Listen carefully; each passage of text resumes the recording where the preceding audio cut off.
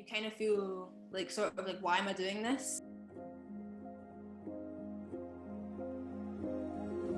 This is who I am. Actually, this is my identity. It's just the uncertainty with everything, because you constantly see stuff changing in the news. Different countries are doing different things. Different parts of the UK are doing different things.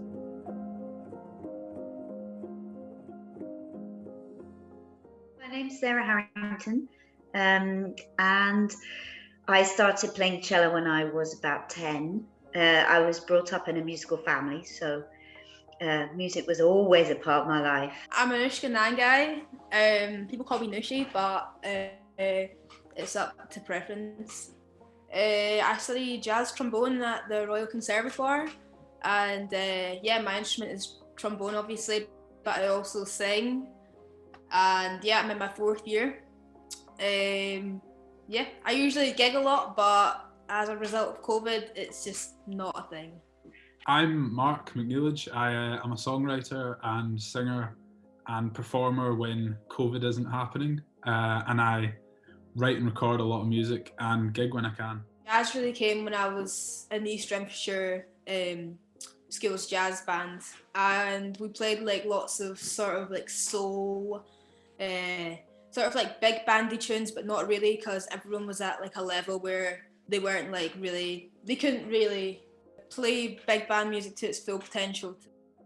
Doing music for a good while back from when I was in high school, playing busking quite a lot was mainly the start of it for us, and recording EPs and stuff. We busked quite a lot, played gigs and stuff probably 4 or 5 years ago, started doing that, writing quite a lot, and then in the last year or two it's become more serious, full-time sort of stuff. So it's always been there from the age of about 14 or 15. When COVID first came about, we were all busy watching the news, weren't we? I think it was January it all really started to kick off. We realised it was coming over to Britain. And I could see that everybody in Britain, including in Scotland, everywhere, was just carrying on working. I kept thinking, this is a little bit bizarre. We know what's happening in other countries, and we're all just carrying on. What is putting in place here? I had no idea. So personally, I was starting to get quite worried. I have to say, I was thinking this is slightly alarming. When that all happened, I was just like, whoa, like felt a bit like lost, because like it was part of my routine and like regularly go to gigs. This is a sort of nature saying, let's have a break. So I kind of got myself in a calmer place. Financially, I was concerned, but then the furlough system kicked in, which gave us, especially for all the employees, quite a shock. You were like, wow, how are they going to pay for that? But that's, has been a blessing. So I've felt incredibly lucky. Then there was also like gigs that got cancelled, which impacted me financially. And so like there's gigs that I was relying on money for to do certain other things, or buy something else for like music or something. And then they all just got cancelled, and and then not have a time or a place to be rescheduled. I've got a friend who had a regular gig, and they were getting like £75 a week, and then that's just cut. And you wouldn't even like think you would, if you went to the cafe and you saw these musicians, you wouldn't think that £75 is part of their livelihood and part of like what they need to survive. So there's loads of things that you would think about. Yeah, I mean, I would say in the last couple of years, gigging has been the main thing for us, and playing in bars like weekly is, as it is for so many musicians, is the only consecutive sort of regular income you're getting. In fact, it's less money and everything. It's the regularity of gigging. If you know that you're playing in a bar every week or every 2 weeks, you know there's money coming in, whereas you wait 6 months for a royalty payment, you don't know what that's going to be until you get it. So for so many people, it's been horrendous situations.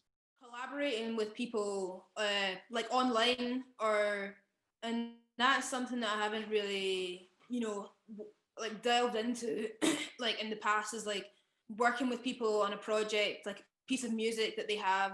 For example, like I did a big band, like a big band song with one of my friends. It's called Joshua Elcock Big Band. And so we just had a piece of music, and then we had to like play it without any other like instruments or band, just with a backing track.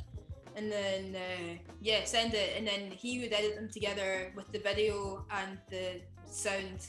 And then it'd be quite exciting to like not hear or know how something's going to sound.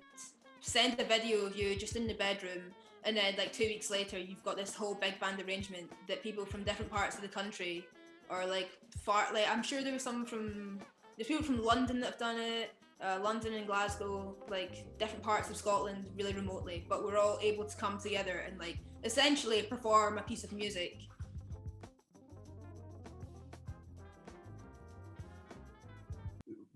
We had our first cut with a DJ on a big dance label right at the start of lockdown, like pretty much in the first week, because it had been planned a few months before, and it just so happened that it fell in there. So actually since then, working on tons of music with loads of people. One particular thing was just last week there was a music festival with I believe 10,000 people in Taiwan was allowed to happen. It's like the only music festival that's happened in the last months because of COVID, and the DJ Alesso played a song of ours that had come out in the last couple of weeks. So that was really cool, seeing a video of that, knowing that it's like the only festival in the world going on. Saying Scottish Opera have a couple of projects coming up where the intensity of planning for them, for the safety of each musician, we really, the distance, we normally, some of us string players, we share a stand, we call it a desk. We have to play singly, so we have to literally have our own stand. We try not to touch the music as much as possible, even that. We are given a time to arrive, face masks, screens, even the conductor has a big screen around him and everything. And they're as thorough as they could be. Various things that you wouldn't think that like you would take for granted, or like find that that they're having an impact on you when they're not there. So many people have been basically told your job can't happen for the foreseeable future. There is a huge empathetic feeling around of everybody caring for everybody else, because we all know we're really all in the same boat.